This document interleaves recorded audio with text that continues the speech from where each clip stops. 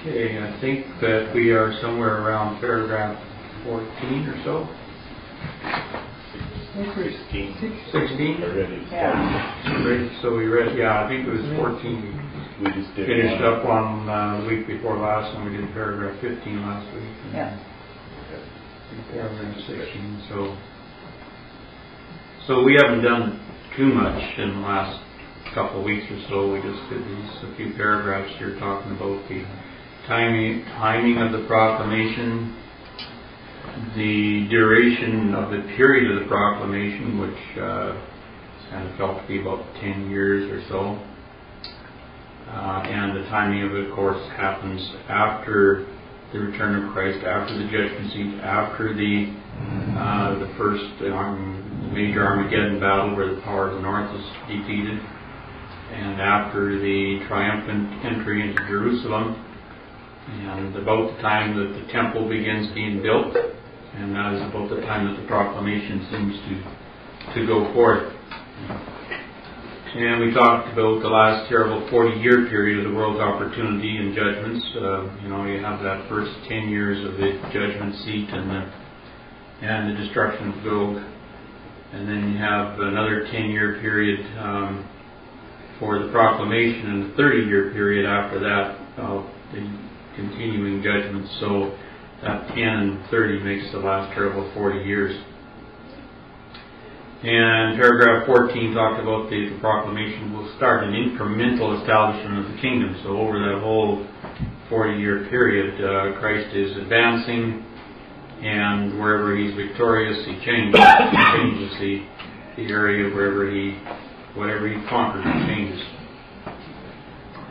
Paragraph 15 speaks about the initial gathering of the tribe of Judah to be one of the results of the proclamation. So that is one of the things that we talked about last week, where after the proclamation, and he talks about the use of those nations who have submitted, which he talks about the British Empire as being one of them, being used in the gathering of the tribe of Judah back to their land. And there's also, of course, an activity of Christ and the saints too, where they appear to go down into Egypt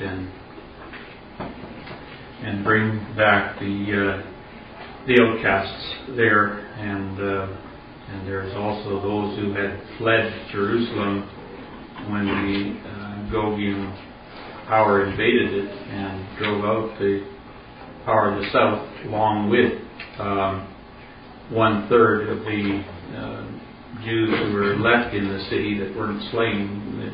They went to Moab. And of course, after the triumphant entry of Christ and the saints into Jerusalem, they were enabled to come back. So all of that kind of speaks to this initial gathering of the tribe of Judah, which is thought to be through the interpretation of prophecy that it is more the tribe of Judah than any of the other tribes that are gathered during that initial period. We also talked about some of the changes in the topography of the world dealing with this paragraph, and in the time of the building, because what's happening in this time period is the building of the temple as well. So what has to happen before the temple is built? An earthquake.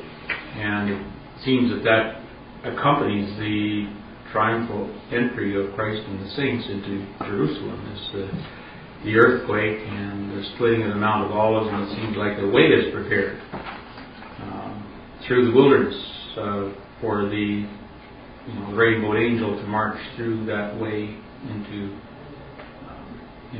Jerusalem. We can just maybe look at some of we spoke about changing topography in there, and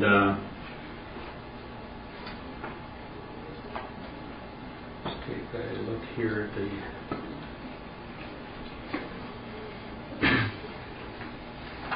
start here.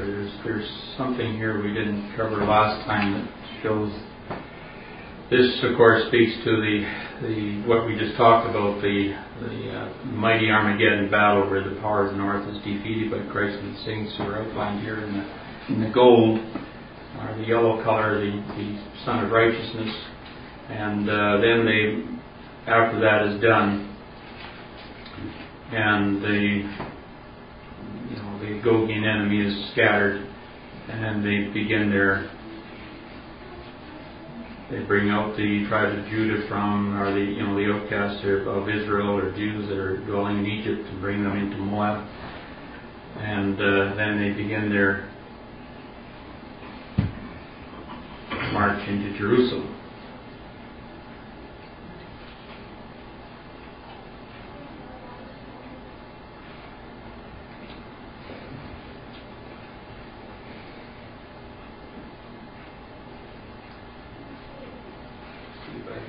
Here we go.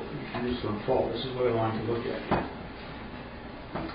So in this area, and this is just a kind of a graphic here using Google Earth and outlining where this fault is, what they call the Jerusalem fault, goes here from the Jordan River, which is right in you might say in the epicenter of the Great Rift Valley, and then there's a little bit of another fault line, more minor fault line, but goes up through here and just to the north of Jericho, then up through the wilderness of Judea and into Jerusalem. Get a little closer look at that. So this is facing west? This is facing west, through the Mediterranean Sea up there. So you can't see the Jordan? Not at this point. Back where we started. Back there, you could. There's the Mediterranean. And that'll be the Dead Sea down on the right corner, is it? Or is that Sea of Galilee? Right under the word Google there. Yeah, that's just a different color of the plates that they're showing there, the overlays. Actually, the Sea of Galilee would be quite a long way north. Oh, okay. Yeah. So you're between we're just showing a little cutaway here, right in the middle. Okay. This doesn't really comprehend too much of the Jordan Valley, maybe about 3 or 4 miles, something like that. So is that called the Great Rift Valley there? This is the Great Rift Valley that runs north and south. It's called that in Israel there as well, as opposed to Kenya and... Yeah, I don't know if they call it that, but it's part of that same... It is, yeah. Yeah, and I can show this a little later here, but... Yeah, well, I've seen that. It's tied right in, so... So just going up here, and then there's the Mount of Olives, right where we have the circle there, and tilapia fish at each end, showing where where the fissure will probably occur along that fault line.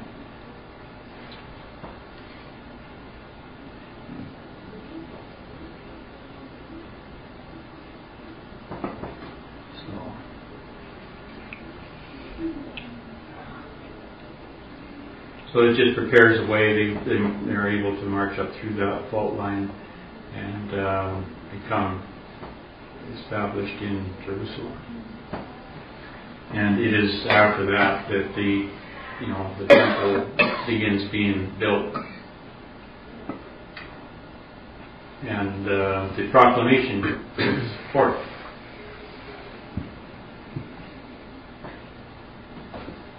And there's changes that take place in the land because of, on account of that. And this kind of shows this. There's several graphs here, but this shows the Great Rift Valley is right here. It goes down through the central part of Kenya and up through the Gulf here and the Red Sea and right along the Jordan. The Nile also empties into the Great Rift Valley somewhere, doesn't it? Yeah, it empties into Lake Victoria. Yeah. Or starts in Lake Victoria. It empties into the... the other way. When you see the fault line, most of them are pressure. Yeah. But the one that goes through the Mount Olives looks like it's spreading apart. Right. So it would be opposite then, the pressure would be like a pull apart one. Pulling apart. Yeah. And so this is the lay of the land right now. You have the Mediterranean Sea here, and they call that sea level. And then Jerusalem is up, about here, which is, about 2,500 feet or so, actually 3,000 feet above sea level. These are meters here. So they're higher than we are. Meters. And then you got the Dead Sea down here, which is 400 meters below sea level. The sea level line goes through here. And this is what is thought that it will look like. This is an artist's depiction of what it would look like after the earthquakes take place. And so the heights are lowered and the low places are raised up. Well, that would fit then with the idea of the plates pulling apart. It would kind of be like pulling a blanket. Right. That's all ruffled up, sort of. There's some interesting things on that that show this very clearly. This shows all the plates of the Earth here, and how they're. This is where it's always in a state of flux. The Earth's crust is in a state of flux. It's always moving. We think that an earthquake happens just once in a while. There's been over 500 in the last month. So there's always things happening. And of course, each of these dots are areas where earthquakes are frequent. And then you see the Somali plate is in here. The African plate, the major African plate, goes up through the edge of it, goes along here and then cuts in here, and right between Arabia and Africa, and up again, go up the Red Sea, and right through the middle of the land, and cuts over and goes across, and then goes right and comes down in the middle of the Atlantic, and that forms the African plate. The Arabian plate is in here. And so right in the land you have this activity taking place between there's all the earthquakes that kind of have taken place on the last registered times it's been registered, kind of shows where the most activity is. And you can see some of the blackest areas are where the heaviest areas of earthquakes are. So if that area is going to be lifted up, will that affect the Suez? Will that make that? Well, yeah, because it's you got to. There's major things going to happen there, and possibly a new seaway prepared. So it wouldn't be able to raise it up. Almost have to go down to make good. Because right now they've got to cut through land to make it work. There's a lock in there, right? Right. Yeah. But it may be obsolete because the new passage may be up through the land here and out that way. Speaks about ships going on the land. So this shows that there's a rotation pole in here. And these tectonics is rotating that way. So the activity is taking place kind of up where the arrows go here along that line. This is the action, of course, of the African plate against the Arabian plate, and so it's going in a counterclockwise rotation there, and now that's pulling this apart here in the Red Sea area. So it's pulling that, but it must be pushing down on the north coast of Africa there somewhere, is it? Well, yeah, it would be pushing down as it goes out the Mediterranean out through the Straits of Gibraltar, and then it goes into the Mid-Atlantic. I guess it depends on how big that hub is. Yeah. They were saying too, like in time, if the poles all melt, the seawater is going to raise a lot of coasts, going to be flooded, so that could actually raise a lot of water levels in that area too. Yeah. There's a lot of activity that can be taking place at the same time. So like that. You take the edge of that hub over, a larger area than just that one that you're showing there, then that could draw Rome down into the Mediterranean. Right. And when you look at where all those fault lines run, it kind of makes you think, can you say tsunami? And the thing is it appears as though they're all going, a lot of it's going to happen all at once in a huge That's right. movement. I think I had a link here. Yeah, there's a link here that's in, I don't know if I've got internet here or not. We'll just see if it comes up, but this is very interesting if it does.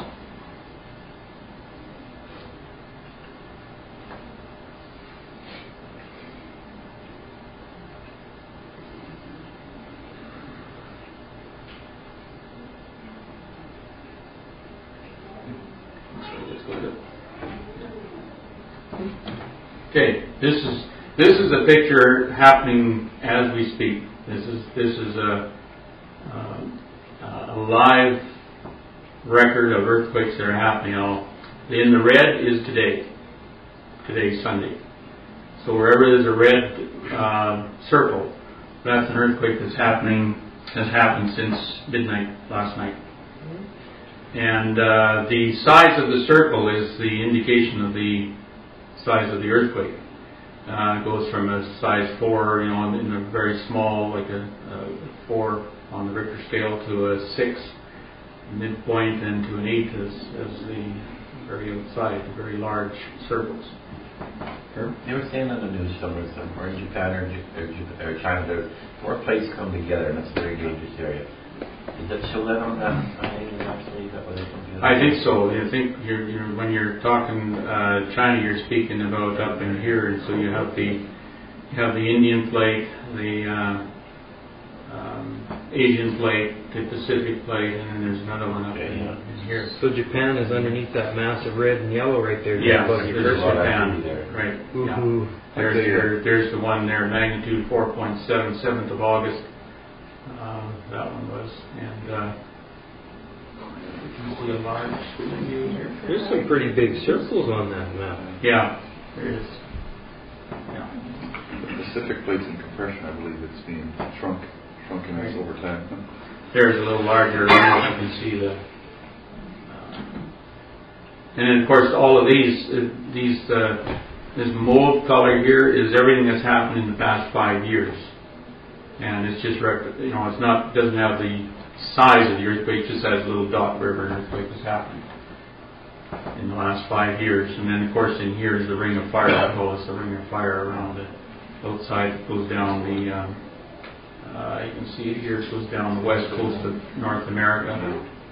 Here, this is the ring of fire. And to Japan. Yeah. A little quake spot there right in the middle of North America, just below the Great Lakes, somewhere down by Chicago. Yeah, we saw that. Right here? Yeah, I guess that'd be more... That's happened in the last 5 years, yeah. Okay, it must be maybe Ohio here in Canada, and that, I remember there was one around Montreal or something. We had one back in the 80s that was in Saskatchewan, I believe. It was pretty decent size. I heard 5 or something, or 6. Where was that? I remember being in school, like elementary school, and Valley. there was visibly shaking. You could feel it. But it wasn't like anything they'd have on the West Coast or anything, but it was in, mid to late 80s. Yeah. So most of those earthquakes are out in the ocean that are happening as of today. Yes. Very nuts. I guess that's why Japan got hit as bad as the tsunami, because big quake moved the water so much. When science comes together with God's plan, it really proves it, doesn't it? Yeah. I just kind of off topic, but yesterday I was listening to the radio, and it's CBC has a kind of a science program, and the new telescope they're using can see too much because they've been using computer programs to chart what they felt was the growth of the universe after the Big Bang. They're still operating on the Big Bang theory, and so they said based on the static growth rate, the universe should be a certain size, and they're seeing more, lots more. And so now they're having to try and figure out how they can, account for this universe being more than than what they said it should be. And they're, you know, trying to say, well, maybe the speed of light changes and all these kinds of, but it's all based on theory. Like they're putting it out like it's fact, but it's all based on theory. Yeah. This is just an indication of all the earthquakes worldwide in the last 30 days of magnitude greater than 4. Oh, just help slow down. Well, I'm trying, but you have to go a long way here. Wow. Turkey? I see that one that's here.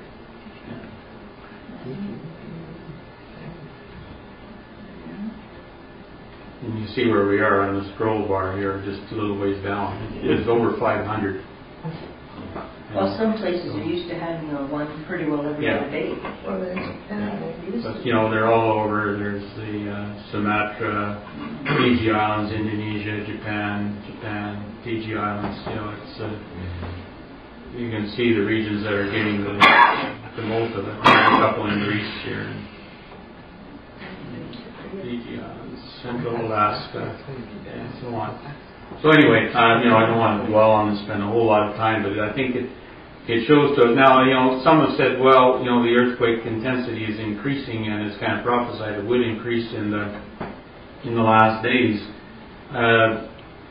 I think that there's a sense in which it does, and there's a sense in which it hasn't. I think that they say that earthquakes have been as intense as this all, you know, from time immemorial. I mean, these plates are always moving since the creation. But there's a sense in which it appears to us to be more intense in this because of the greater ability to record keep of these things, to be able to notice them and keep a record of them. And of course, you know, years ago, who would have ever heard of an earthquake in the Fiji Islands or in some uninhabited place? Now, you know these things, and you can go on here and you see, oh, there's over 500 in the last month. You would have never known that years ago. That's it. When you think about unless the rate of plate movement is accelerating, when you think about what is to happen, it's either got to be an accelerated movement, speed of movement, or there's going to be a time when a lot of that settles down and allows big pressure to build up before it shakes up all of those fault lines.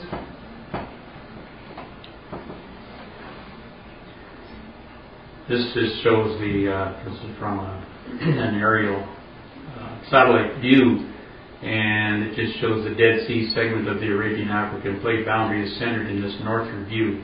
The Gulf of Aqaba lies just off the bottom of the frame where the Egypt-Israel border, D, and that shows here, this border, meets the Dead Sea Valley. The basin that the Dead Sea lies in is in 3 segments. The Dead Sea occupies the current basin. The next older is filled with salt evaporated from the Mediterranean Sea, where it went and extended into the basin. This salt has since deformed into salt domes. The Lysan Peninsula, that's L, which is right in here. See, the salt sea used to go down right here. That's where it's talking about, right up. Yeah, it's dried up. So they talk about the Lysan Peninsula, which is now there. And Mount Sedum, S of Sodom and Gomorrah fame, that's down here. Just north of the Dead Sea and along the folded west or left base of the mountains is the irrigated patch of land at Jericho. And that's straight up in here. Situated there because of large springs. The Sea of Galilee, and that's where you have the G up here, marks another left step in the fault zone, and thus another depression to catch water. The dark region east of the Sea of Galilee is a recent basalt volcanic field. The left edge is the Golan Heights. So what he's talking about is this edge along here, and then you have the Golan Heights. And there, you know, as you drive into there, there's you can see a lot of basalt rock and volcanic activity. The volcanoes are in lines making a 30-degree angle attention direction to the shear zone of the Dead Sea Fault. So that shows that action, you know, that happening between those two faults, between the 2 plates. So, along with the seismic activity, there probably would be a lot of volcanic activity take place too. You know, there's fire and brimstone rained on Sodom and Gomorrah, which kind of speaks of volcanic activity. And you know, there's this website here speaks about in the days of creation and through to the days of Lot, when this change took place, that the Dead Sea was just a gentle, fertile valley, probably about sea level. And so that changed that time, that whole basin dropped. And you know, that would have spoke to volcanic activity probably that happened. And so what's prophesied by the Hebrews is really just a kind of a reversal of that. And it shows again the activity. Now this is kind of a it's a rubbing together of them, but they're also rubbing together on an angle, as it were. So there's kind of a pulling apart there. Shearing is happening. A shear. That's that twisting force. It's that twisting force that's happening there. Yeah. That's what I have on that. So the big blender running at slow speed. So this just shows. Here's Masada, and Masada is I show it right here, and that's at the southern end of the Dead Sea, and right on the northwestern corner of Yahweh, the city of Yahweh, which is what they call a proclaimed place, or the place for the public, as it were, to gather, which is 20 miles south of Zion, where the temple will be. And this shows the two streams going from the temple, one down towards the Dead Sea and the other issuing out and flowing northward to the and going out the Golan, not the Golan, the Carmel Fault, which lies along here, and we saw that. I didn't point it out, but it was in one of those maps. It showed the Carmel Fault there, and that just shows it going right out along the Carmel Fault. That's it. If you got water running north from Jerusalem and south, then it's the height of land. So I wonder what happens to the water that's coming up the Nile. There's a lot of water coming up there. Well, it depends. If it's around sea level or thereabouts, there wouldn't be too much happening. It would be a gentle flow. Mm-hmm. And it could be a gentle flow both to the south and to the north. Right. So your Dead Sea would form kind of a lake, a stable body of water, fresh water, and would flow gently out to the south and gently out to the north. So the Nile probably would empty into the Mediterranean like it does now. It usually does. It could also be the solution to the Sahara Desert. I mean, if that was become filled with groundwater from springs, could green the desert, which is one of the prophecies that doesn't specifically speak of Sahara, but it does speak of deserts. Yeah. And so that, all that, it just works so well in sync, that when that happens, that site preparation, as it prepares the way for the rainbow angel to go into the city of Jerusalem, those topographical changes that take place, it's also at the same time is the site preparation for the Holy Oblation and the Yahweh Shammah and this the house of prayer. All of these things are happening at the same time. And there will this Dead Sea won't appear like that. It's just shown it in its old form here, but there will be changes throughout this whole valley, this whole fault line area, and again, it just shows. This is for interest of any of us who are kind of walking on the top of Masada, but you're just walking right there along the northern boundary in the northeastern corner of the Holy Oblation area. It's kind of interesting. All that work and no tools. Yeah, that's right. Greatest tool of all, I guess. Yeah. They're talking about putting a pipeline in the Mediterranean to the Dead Sea right now. Yeah, I felt like telling them I can give you a heads up on that. Don't waste your money. Make sure you use flexible hose. Yeah, that's right. No, but they're very seriously. Yeah, well, yeah, he was telling us about that. They need to get water into there in a big way, you know. Well, that Jericho irrigation project is taking a lot of the Jordan off, and that was feeding the Dead Sea. Because they're talking about getting water into both the Dead Sea and the Sea of Galilee. That they need water in both places. So it's kind of interesting. This will supply that. This will do that for you. Good source. Yeah. Is the Sea of Galilee fresh or salt? That's fresh. It's living waters. Yeah. So if they put Mediterranean water in there, it won't be fresh water anymore. No. They talk about the process though, where they can desalinize it or freshen it up. Yeah. Lots of sea salt for sale. Yeah. So anyway, they'll tackle anything. You know, They do. it's amazing, but They've got a nest there right now.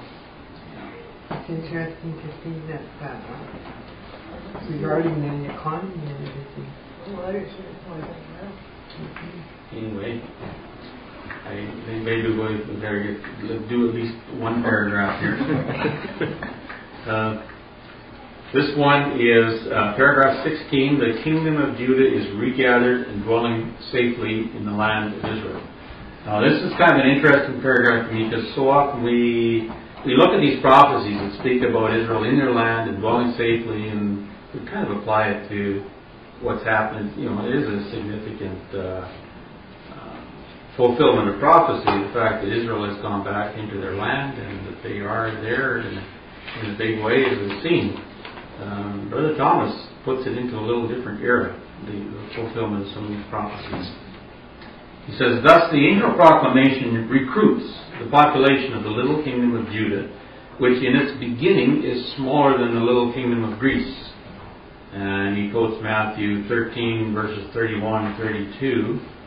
Another parable put he forth unto them, saying, the kingdom of heaven is like unto a grain of mustard seed, which a man took and sowed in his field, which indeed is the least of all seeds, but when it is grown, it is the greatest among herbs. He cometh a tree, so that the birds of the air come and lodge in the branches thereof. And he's kind of taking this and applying it to the beginnings of the kingdom as it develops and grows in the land. So, during this decade, the settlers in the midst of the land are at rest, dwelling safely without walls.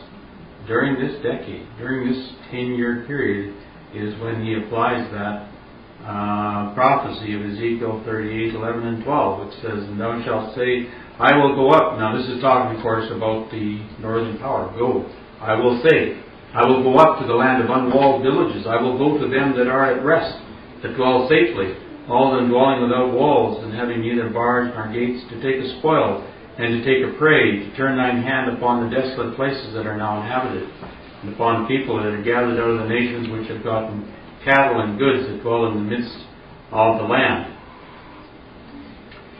and are in league with the wide shadowing land beyond the rivers of Cush, Sheba, Dedan, and the merchants of Tarshish, which holds a similar relation to the kingdom of Judah under the greater than Solomon that Tyre did in the days of Hiram to the kingdom of David's son. We're getting on to reading that in our daily readings coming up. The peoples of the British Isles, afar off from Jerusalem, having accepted the proclamation, the government will have been transferred from the hands of sinners, such as now possess it, to the saints, so that the constitution of the United Kingdom will be no longer the old British, but the law which goes forth from Zion. Isaiah 2 verse 3. Many people shall go and say, come ye and let us go up to the mountain of the Lord, to the house of the God of Jacob. He will teach us of his ways, and we will walk in his paths. For out of Zion shall go forth the law, and the word of the Lord from Jerusalem. He shall judge among the nations, and shall rebuke many people. They shall beat their swords into plowshares, their spears into pruning hooks. Nation shall not lift up sword against nation, neither shall they learn war anymore. This will account for the harmony and concerted action between Israel and Britain in the latter days. So the author here sees a resettling of the land at this time by the tribes of Judah and sees them dwelling safely and at rest, their enemies for the time being having been swept away like the chaff. This will be the extent at this time of the population of Palestine in preparation for the larger work of bringing the 10 tribes home via the united cooperation of Britain with the inhabitants of Israel. Similar action takes place. I think Steve, you had that first. So just going back in that paragraph, the northern power coming to take a spoil. He is saying that is a second onslaught of the northern power, because they have been defeated already, and basically Christ's power has been established in Jerusalem, and they're dwelling in safety there. I think there's a little gray area around that. I really think that the order of events is that the northern power comes down, and whether they are actually dwelling safely and without walls and bars at that time he comes down might be more of an illusion than a reality. The prophecy is, I think, more to the time. That's the way I always the whole period, the whole process. The whole process from the time of the invasion of the northern, go through its defeat to the establishment of the kingdom to the real resettling that takes place is all a process. Gordon? If I understand it right, Syria is supposed to be pretty much taken out of the picture as a power very, very soon, very shortly, and I think we're seeing that basically that's beginning to happen with civil unrest. But if there is a peace deal,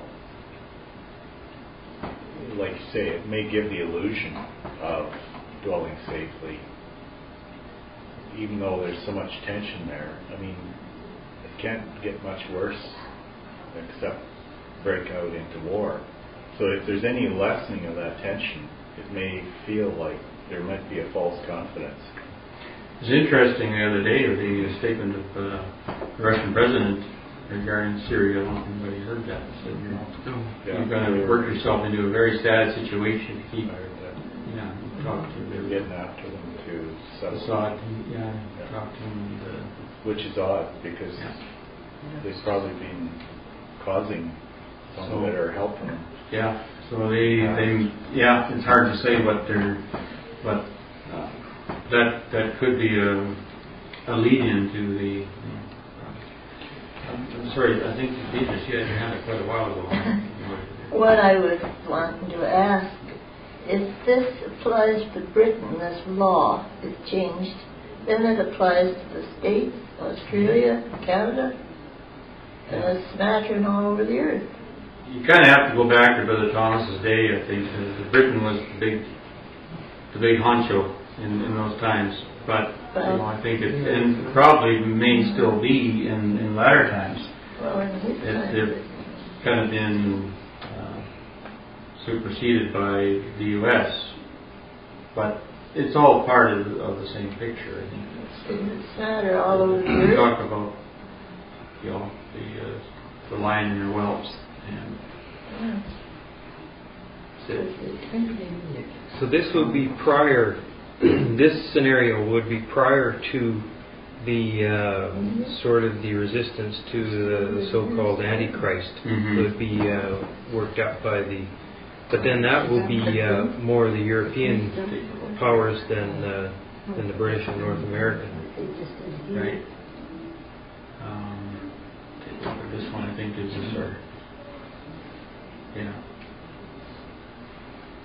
So here you have the earthquake. We have Christ. You go back here is the go consolidates his power base. You have the Armageddon battle. Christ and the saints deliver the remnant of refugee Jews out of the land of Egypt. Jerusalem and the area is prepared for the return of Christ. They begin their victory march to Jerusalem as the earthquake takes place. And then the rainbow angel marches from the Jordan Valley through the new valley to Jerusalem. And you have the triumphant entry. The Jews recognize and accept Christ. The national mourning. The remnant, the 1/3 is purified. The remnant of the Jews. Christ and the saints are enthroned in Jerusalem. The remnants of the enemy are pursued back into Assyria. And then there's the completion of conquering all the lands promised to Abraham from the Nile to the Euphrates. So that's where you see that kind of that overspreading. I think I showed in one of the clips there, the overspreading of the sun color, the yellow color over that whole land, the whole Arabian Peninsula, from the Nile to the Euphrates, and the completion of the regeneration and disciplining of Egypt, Israel, and Syria. And then the construction of the temple begins, the proclamation of the everlasting gospel, and the regathering of the 10 tribes. And then it's after that, you have the second Exodus here. And then there's, number 25 here starts to speak about the papal resistance. He said, so maybe that's what Brother Thomas is referring to is when he speaks of the, everything dwelling in peace.